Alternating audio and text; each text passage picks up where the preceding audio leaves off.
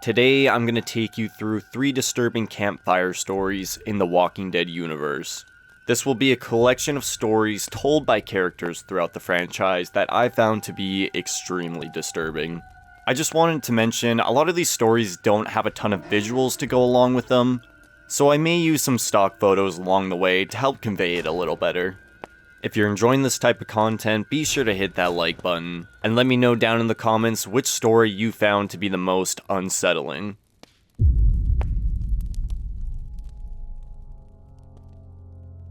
During his unwell state seen in The Walking Dead Season 6, Episode 4, Morgan would encounter and be imprisoned by a man named Eastman, who would rehabilitate him over time by teaching him the art of Aikido.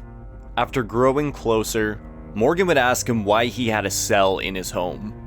Here, Eastman would tell the story of building the cabin originally with his wife and children pre-apocalypse. But back then, it was a place meant for fun and vacations, and did not yet have the cell.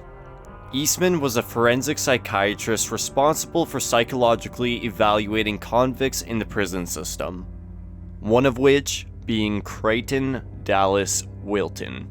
Crighton was described by Eastman as a true psychopath, responsible for numerous unspeakable acts in the Georgia area.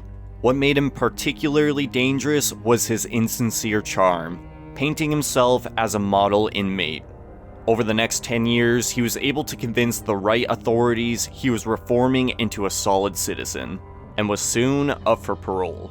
Here, Eastman would evaluate Crighton, and would describe him as knowing exactly the right thing to say at the right times. Recognizing Eastman could see the evil behind the facade, Crichton would assault him out of rage. But thanks to the Aikido training, Eastman was able to stop his own murder. But now, the mask had slipped. Because of this incident, Crichton's parole would be denied, and he would blame Eastman. Months following his parole denial, Crichton would escape prison and track down Eastman's wife and children, murdering them in cold blood, purely out of revenge. He would immediately take himself back to the authorities, claiming to be proud of what he did. His only goal was to destroy Eastman's life, and he succeeded. Crichton would be sentenced to penal labor on a plot of land by Interstate 85.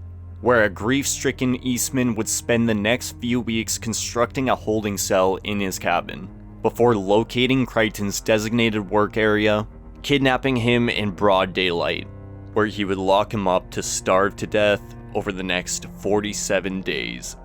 These events would lead Eastman right into the apocalypse, as the next time he visited Atlanta, the city was crawling with the dead.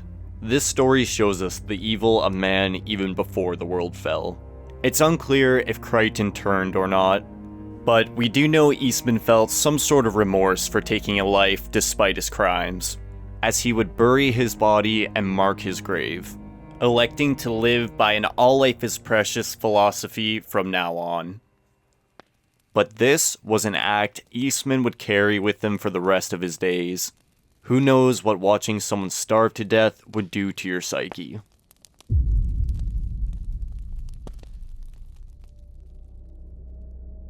Maggie Rhee and her son Herschel were absent for the Whisperer arc, as Maggie had left Virginia following the 6-year time jump to pursue community building projects with Georgie. During the season 11 episode Acheron Part 2, Maggie shares the story of a time where she and Herschel found themselves alone in the wasteland. Encountering an old man slumped over a cart full of scrap clothing, he would beg the two for help bringing it to his children in exchange for some food. Being alone on the road for so long, Maggie could tell he was lying, but she was starving, and so was her son. Following him back, she would spot the chloroform-covered rag in his pocket meant for her, and get the jump on him, stuffing it down his throat. Entering the house, Maggie would secure Herschel before searching from room to room. Here, she would be attacked by what she described as deformed men before taking them out. Silence fell upon the house, except for a distinct bumping sound coming from the attic. Thinking there could be others held hostage within these walls, she would shuffle through the corridors. making her way closer to the sound. But arriving at the bottom of a staircase, she saw what she thought to be the shadow of an animal rocking back and forth, writhing and wheezing as it approached closer, before it would tumble down to her feet. There lied what appeared to be a deformed walker, a woman with her legs and arms cut off and stitched up, missing her eyes and tongue like they were ripped and gouged out. The wheezing sound coming from a hole in the neck where the vocal cords used to be. But the most haunting thing about this walker, she appeared to have been pregnant, and something was still moving inside. Moving up the stairs, she would encounter 3 more women in a similar mutilated state as the last, except their hearts were still beating, and they all appeared to be pregnant as well. Despite seeing the fate that could have befell her, Maggie's first thought was to find the food that was keeping them alive. A real reflection of what this world does to a person. Putting the women down, she would grab the supplies and never look back to the House of Horrors. This story honestly makes me want to throw up when I hear it. The way Maggie struggles to say the exact words shows how even for a hardened survivor, these things stick with you. There are far worse things out in the wasteland than walkers.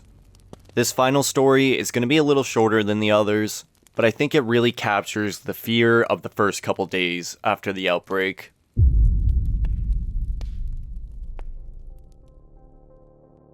Following Monument Day and the military occupation of Los Angeles, quarantine zones were set up in various areas across the city, one of which being an arena. In Fear the Walking Dead Season 1, Episode 5, Daniel Salazar tortures National Guardsman Andrew Adams for information on Operation Cobalt, but in the process, learns of the atrocities committed out of fear during the initial days of the outbreak. During the chaos, the military had directed over 2,000 civilians into an arena intending to provide them with care and medical treatment. However, without the proper knowledge on what exactly was happening, those with bites and scratches would be let in and would begin to turn. Soon came panicking from the crowd. Those who weren't ripped apart would be trampled in the chaos. Families were literally being torn apart in front of the soldiers, but they were helpless to stop it. Without being able to differentiate the walkers from the living among the crowd, Andrews, fearing for his life, would chain the doors to the arena shut, dooming 2,000 civilians to a bloody, horrific death. The screams would echo through the streets of Los Angeles and would burn into Andrew's head for the rest of his life.